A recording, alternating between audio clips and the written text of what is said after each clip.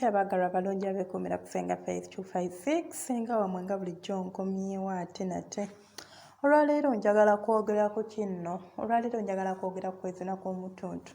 Bannange abafumbo oba abaagalana ennaku zino nze sikyabategeera naddala abafumbo. Okwezina mukufeebyezza. Ekintu kino mukitadde ku levo y'abakadde ne muyita ne ku bakadde. Abo abakadde abo mubalaba bajjajjaffe nze nno kambabuulire just kuba nti tebalina mukisa guvaayo kubannyonnyola kubyogerako nga ffe omulina guno omukisa nti ffe tujja ne tubyogerako naye teri kintu kiwangaaza mukwano nga kwezina. Naye abantu oba abaagalana oba abafumbo naddala abafumbo mwakikwata nti okwezina kulina kubeera kwa kiro. Bwe buba nga si budde bwa kiro tewali kwezina. Bannange kambabuulireyo kino. Teri kintu kiwoomanga kuba nti olina omwagalwa waawo ate buli bw'omuyoyeza omufuna. Mmwe abaafuula nti munnange nze neeyisa kintu kikulu mumanyi ekitwala abasajja bammwe ku obwo bwe muyita sire kwini. Kakwatira ku musajja n'agamba ya rabbi n'asulayo n'atadda n'atayoya nakudda wuwo. Nze kambabuulire lwaki omusajja mu muyigo okutandika omusajja ne bw'omusanga ng'ali awo mu ntebe obudde bwa mu ttundu bannange muweeko omusajja weetegeka loba ye olaba nti ki weefeeko oba olaba takutegolola ng'enjogera y'ennaku zino bw'oba olaba nga takutegolola omusajja mutandike. Omusajja mulumbu oba ali awo mu ntebe oba yeebakirizawo ku kapeti oba ali wanadda bannange temumanyi na kwezina kwa mutuntu we kunyuma. Ayiwe mundekeeze maama kigezeeko ojja kudda wano ngambe senga nali nsubwa nga simanyi nti nsubwa. Bannange okwezina kw'omutuntu kunyuma kuwooma nga gye nkomezza. Naye gwe buli ssaawa ne mukikwata nti twezina kiro nga twebaza, twezina kiro nga tugenda kwebaka, twezina kiro nga twebaza, twezina kiro oba ku makya mu buliri banaye temubikowa. Banaye Katonda oba yankola bakyanze ekintu ekya buli lunaku nga kyekimu kintama. Keebe emmere, kakibe kifo, kakibe ki bintama. Nze nnyumirwa nnyo ekintu kye tukyusaamu ne twongeramu ebisoko. Omusajja musange ng'ali awo jangu waali muweeweete munywegere mutandike muzine mudde waggulu omuzine. Omanyi kye bayita okuzina omusajja? Ate mmwe abatya mbuze simanyi senga we banyeenya kiwato nabasuubiza bayiza obbakolera vidiyo y'ekiwato naye kuba mbadde mulwadde temufaayo. Gwojja subscribe yenna agyetaaga subscribe kuba essaawa yonna vidiyo ejja. Kambabuulire mulekere awo ogamba nti nze sisobola kuzina musajja. Byebiki ebintu bino bayiga biyige gy'okoma okukiyiga gy'okoma okukipafekitinga. Teri azaalibwa nga ye ali perfect nga ye ali awo amanyi okuzina. Golowooza okuzina omusajja kiriko ki? Mudde buzzi waggulu muyinge teeka tuula ku mbolo ye making sure nti eyingidde bulungi. Kale tandika okumuzina olaba bati omuzina. Wamuzinye dda bulungi nnyo naye kennyini ajja kukuyambako.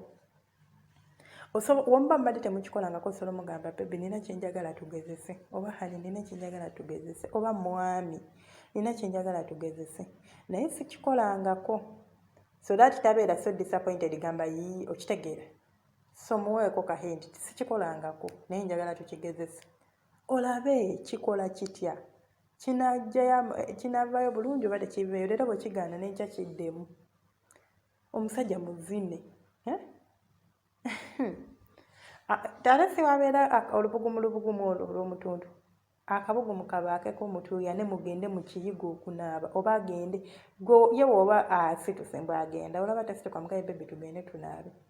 Ebbugumu lingi ate kati litwaseeko ati nga tuva kwezina. Mwezinire mu kiyigo banaize temumanyi na kwezina kwa mutuntu gwe kunyuma kubanga olaba ekiro ekyotolinza agenda mu kiyigo nti ate mugenda kwezina. Ekiro oba okooye ate amaze okuzina oyagala kwebaka of course tosobola.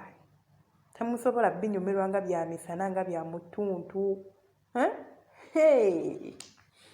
Mugende mu kiyigo naye mwezinireyo omusajja munuune ku mbolo woba nga tosobola kubanga abamu muŋŋamba nze banayisenga sisobola banayisenga nze mpulira nga nze ndowooza oba tosobola omuntu oyo oba tomwagala kale anyway tulina emmeeme ez'enjawulo oyinza okuba olina emmeeme ennaku simanyi naye ekyo nze mmanyi kisinziira ku buyonjo bw'omwagalwa wo nti oba olina oluusi kyewalaba ne kikwennyinyaza oba olina ky'omulabako ne kikwennyinyaza ne kikwesisiwaza n'owulira nga tosobola kukola ekyo naye omuntu woba omwagala teri kitasoboka. Abasajja bino ebintu babyagala ate bino ebintu bye bibabisaako abasajja bamwe n'ogamba yakanoonyaako ki n'otunuulira akantu ke bakubako n'ogamba naye bannange ono omusajja lwaki ayenda nga naye kennyini tasobola kutambula nako mu bantu kamuswazi era ng'akulaga nti nno nti ayagala amwagalira eyo ebbali era akulaga nti ne bw'omanya tayagala mwawukane kubanga amanyi nti gwe gwasobola okutambula naye mu bantu naye ng'omanyi kiki ekigenda mu maaso nga bino bye mbagamba byamukola n'akulaga nti tasobola kuva waali. So mbeegayiridde mubeere nga mwefaako mubeere nga abasajja mubalaga okwagala omusajja mulage nti si yalina okuinitiatinga okwezina buli lunaku yakutandika mande January to January yakutandika kolayo ekyenjawulo oba bulijjo abadde akutandika ng'ate akutandikira n'eyo mu kisenge leero gwe mutandikireko mu ddiiro temumanyi nakumanya mmwe nze neewuunya na kwewuunya temumanyi kyekitegeeza kufuna kwezina kwa kumakya manya kwezina kwa mutuntu omusajja alinza okwewuunya n'agamba bannange leero yono omukazi bulijjo yono omukazi gwe nnina nga mbadde simanyi nti nina kyattunzi nga mbadde simanyi nti nina kyamuwendo nabagamba muyige okufuuka bamalaaya eri babbaabamwe mulekerawo okwefuula nti nno nti bannange nze bandaba batya bannange nze kale bannange sisobola kikola ku mwagalwawo kati oba tosobola kikola ku bbaawo nakikola ku wani munnange mbuulira mmwe kambabuulire mu nsi muno kirungi nnyo n'okola ebintu ebyo byonna byowulira byewandiyagadde okukola kubanga tomanyi dde lw'oligenda kufa ate ogenda kufa ogenda kubireka so oba owulira ng'oyagala kuzina musajja muzine bw'oba owulira ng'oyagala mwezine mutuutu mwezine bw'oba owulira nga kyoyagala nammwe abasajja bino bye munoonya osobola okugamba mukazi n'omugamba bebe osobola omusanga nga alifumba n'ogamba kamuleka amala ofumba bw'ajja n'agamba jangu tulye n'omugamba hani mbadde njagala kisooke kulya ggwe ate kugamba daba nno lino omugambe ye njagala tusooke tulye ggwe nanze ddange enjala ennuma naye nenkulaba ng'oli bize nenkuleka omalirize sooka ojja onjijjako enjala eno tuleke tugende endi emmere naawe kennyini omukazi wo mutandike omuzineko naye waliwo abasajja nammwe abatama omusajja ng'abowa n'ojjako wali nagamba naye naawe nze enjala ennuma njagala kulya